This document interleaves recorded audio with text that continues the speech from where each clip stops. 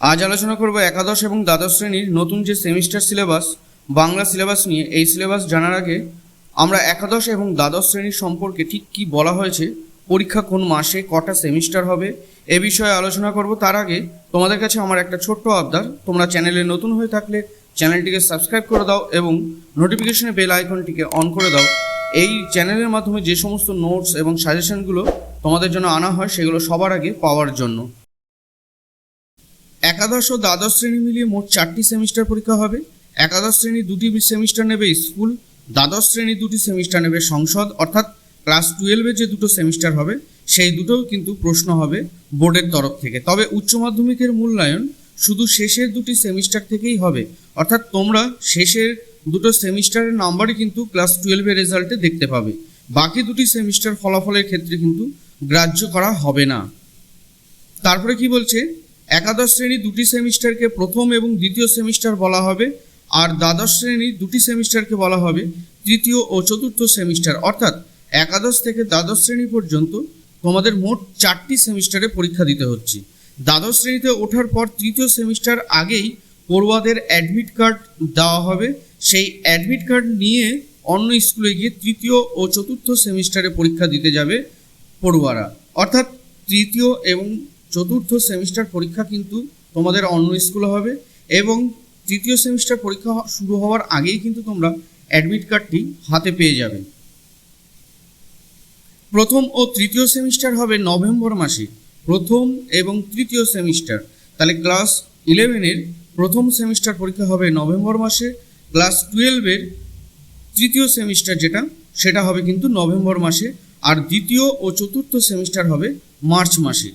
যে পড়ুয়ারা এইবার মাধ্যমিক দিয়ে একাদশ শ্রেণীতে ভর্তি হতে চলেছে তাদের প্রথম সেমিস্টারে পরীক্ষা দিতে হবে নভেম্বর মাসে। তাহলে তোমাদের পরীক্ষা কখন হচ্ছে? নভেম্বর মাসে। যারা এবছর মাধ্যমিক পরীক্ষা দিয়েছো তাদের কিন্তু ফার্স্ট সেমিস্টার পরীক্ষা হবে কিন্তু নভেম্বর মাসে। মার্চে হবে দ্বিতীয় সেমিস্টার। দ্বাদশ শ্রেণীতে ওঠার পর তাদের আবার নভেম্বর মাসে তৃতীয় সেমিস্টার দিতে হবে। অর্থাৎ মার্চ মাসে ক্লাস 11-এর ফাইনাল পরীক্ষা হয়ে যাওয়ার পর তারপর তোমাদের ক্লাস 12-এ ওঠার পর যে পরীক্ষাটা অর্থাৎ তৃতীয় সেমিস্টার সেটা কিন্তু আবার নভেম্বরে হবে এবং চতুর্থ সেমিস্টার হবে কিন্তু মার্চ মাসে। প্রথম ও তৃতীয় সেমিস্টারের পরীক্ষা এমসিকিউ হবে। প্রথম ও তৃতীয় সেমিস্টারের পরীক্ষা হবে এমসিকিউ।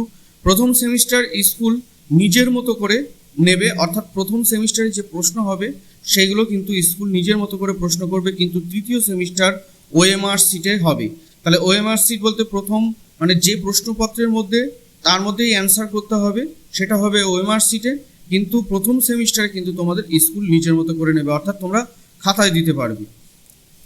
খাতা দেখবে কম্পিউটার, তৃতীয় সেমিস্টারে খাতা দেখবে কম্পিউটার, আর দ্বিতীয় ও চতুর্থ সেমিস্টার হবে বড় প্রশ্ন। তাহলে তোমাদের প্রথম এবং তৃতীয় এই দুটো সেমিস্টার হবে এমসিকিউ এর ওপর, দ্বিতীয় এবং চতুর্থ এই দুটো সেমিস্টার হবে কিন্তু বড় প্রশ্নের ওপর।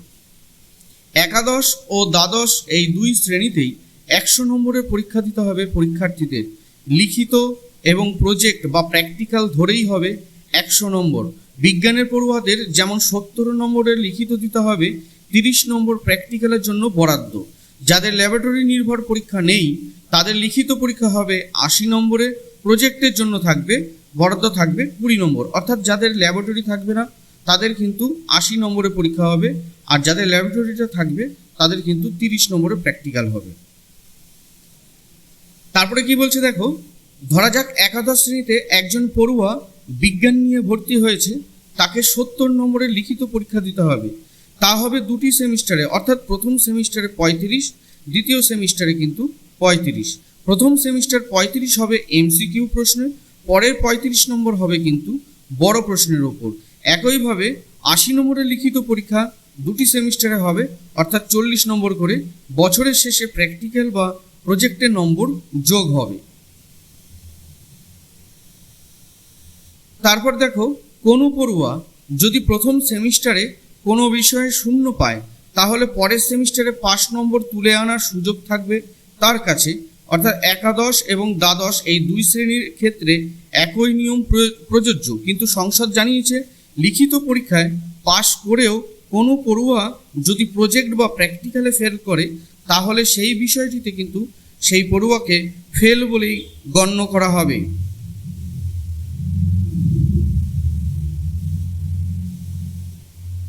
তাহলে যে সমস্ত কথাগুলো তোমাদের বললাম এইগুলোই কিন্তু এবছর নতুন করে সেমিস্টার পদ্ধতিতে তোমাদের পরীক্ষা শুরু হতে চলেছে। এইবার তোমরা দেখতে পাচ্ছ ক্লাস 11-এর ফার্স্ট সেমিস্টার সাবজেক্ট গল্প, প্রবন্ধ, কবিতা, আন্তর্জাতিক গল্প, ভারতীয় কবিতা, ভাষা, বাংলা সাহিত্যের ও সংস্কৃতি ও ইতিহাস। এখান থেকে তোমাদের মার্কস যে এমসিকিউগুলো থাকবে, গল্প থেকে মান 8 বলতে 8টা এমসিকিউ, প্রবন্ধ থেকে থাকবে 5টা এমসিকিউ, কবিতা থেকে 7টা এমসিকিউ, আন্তর্জাতিক গল্প ও কবিতা থেকে থাকবে 5টা এমসিকিউ, ভাষা থেকে থাকবে 10টা এবং বাংলা শিল্প সাহিত্যের সংস্কৃতির ইতিহাস থেকে থাকবে 5টা এমসিকিউ। তাহলে তোমাদের কিন্তু এইভাবে কিন্তু পরীক্ষায় প্রশ্ন হবে ঠিক এই নম্বরের উপর ভিত্তি করে। সেকেন্ড সেমিস্টারে তোমাদের যে নম্বরটা থাকবে, গল্প থেকে থাকবে 5, অর্থাৎ এসএকিউ এবং এলএকিউ বড় প্রশ্নের জন্য গল্প থেকে 5 নম্বর, কবিতা থেকে 5 নম্বর, নাটক থেকে 5 নম্বর, পূর্ণাঙ্গ সহায়ক গ্রন্থ থেকে 10 নম্বর, বাংলা শিল্প সাহিত্য সংস্কৃতির ইতিহাস থেকে থাকবে 5 নম্বর এবং প্রবন্ধ রচনা থেকে থাকবে 10 নম্বর। এইভাবে তোমাদের সেমিস্টার 1 এবং সেমিস্টার 2 এর নম্বর বিভাজনটা তোমাদের থাকছে। এইবার দেখে নাও একাদশ শ্রেণী সেমিস্টার 1-এ পূর্ণমান 40-এ যে গল্প কবিতাগুলো তোমাদের সিলেবাসের মধ্যে থাকছে সেগুলো কি কি না, গল্পের মধ্যে থাকছে পুঁই মাছে বিভূতিভূষণ বন্দ্যোপাধ্যায়ের লেখা, প্রবন্ধ বিড়াল বঙ্কিমচন্দ্র চট্টোপাধ্যায়ের লেখা, কবিতা থাকছে ঈশ্বরচন্দ্র বিদ্যাসাগর মাইকেল মধুসূদন দত্তের লেখা এবং সাম্যবাদী কাজী নজরুল ইসলামের লেখা। এই প্রবন্ধ, গল্প, কবিতা এগুলো তোমাদের থাকছে। আন্তর্জাতিক গল্প যেটা এবছরও আছে, সে নতুন করে আবার রিপিট হয়েছে, বিশাল ডানাওয়ালা এক থুত্তুরে বুড়ো, এটা থাকছে। তার সাথে যুক্ত হয়েছে মার্কেজ। ভারতীয় কবিতা চারণ কবি অনুবাদ করেছে যেটা শঙ্খ ঘোষ, চারণ কবি নতুন করে একটি ভারতীয় কবিতা যুক্ত হয়েছে। ভাষার ইতিহাস থেকে যে সমস্ত থাকছে না, বিশ্বের ভাষা ও ভাষা পরিবার, বাংলা ভাষার উদ্ভব ও ক্রমবিকাশ, ভারতে প্রচলিত ভাষা পরিবার এবং বাংলা ভাষার বৈচিত্র্য, এগুলো পুরনো সিলেবাস থেকেই। আবার সেখানে 5টা অধ্যায় ছিল, এখানে একটা অধ্যায় কমিয়ে টোটাল 4টে অধ্যায় দিয়েছে। বাংলা শিল্প সাহিত্যের সংস্কৃতির ইতিহাস অর্থাৎ বাংলা সাহিত্যের ইতিহাস থেকে তোমাদের যেগুলো থাকছে, প্রাচীন বাংলা সমাজ সাহিত্য পর্ব 2-এ থাকছে মধ্যযুগের বাংলা সমাজ সাহিত্যের প্রধান ধারা, শ্রীকৃষ্ণ কীর্তন, বৈষ্ণব পদাবলী, চৈতন্য জীবনী, মঙ্গল কাব্য অনুবাদ এবং ইসলামীয় ধারা, শাক্ত পদাবলী, যেগুলো কিন্তু পুরনো সিলেবাসে ছিল। তাহলে কিছু কিছু জিনিস পাল্টেছে, তোমরা দেখতেই পাচ্ছ। এই সিলেবাস অনুযায়ী কিন্তু তোমাদের বই পেতে এখনো অনেক দেরি, অন্তত মে মাসের শেষ। তা এই সিলেবাসগুলো তোমরা জেনে নাও যে তোমাদের কিন্তু এই সিলেবাস অনুসারে তোমাদের পড়াশোনা করতে হবে।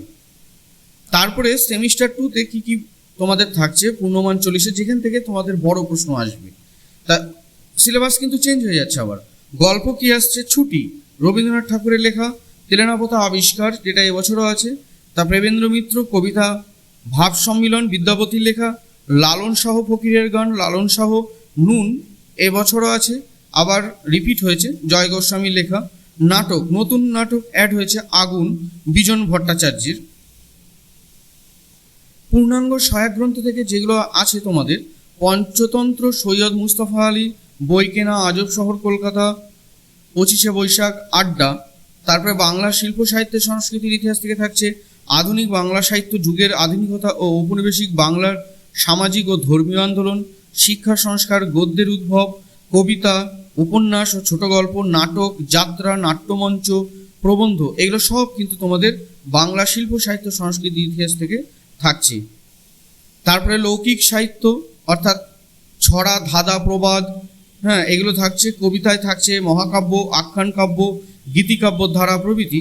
এবং কবিতার মধ্যে মধুসূদন, রবীন্দ্রনাথ ঠাকুর, কাজী নজরুল ইসলাম, জীবনানন্দ দাশ, পরবর্তী ধারা, এগুলো সবই কিন্তু তোমাদের সাথে নতুন করে যুক্ত হয়েছে। কথা সাহিত্য বঙ্কিমচন্দ্র চট্টোপাধ্যায়, রবীন্দ্রনাথ ঠাকুর, শরৎচন্দ্র চট্টোপাধ্যায়, মানিক বন্দ্যোপাধ্যায়, বিভূতিভূষণ বন্দ্যোপাধ্যায়, তারাশঙ্কর বন্দ্যোপাধ্যায় ও পরবর্তী ধারা মানে তাদের পরবর্তী যেগুলো আছে সেইগুলো।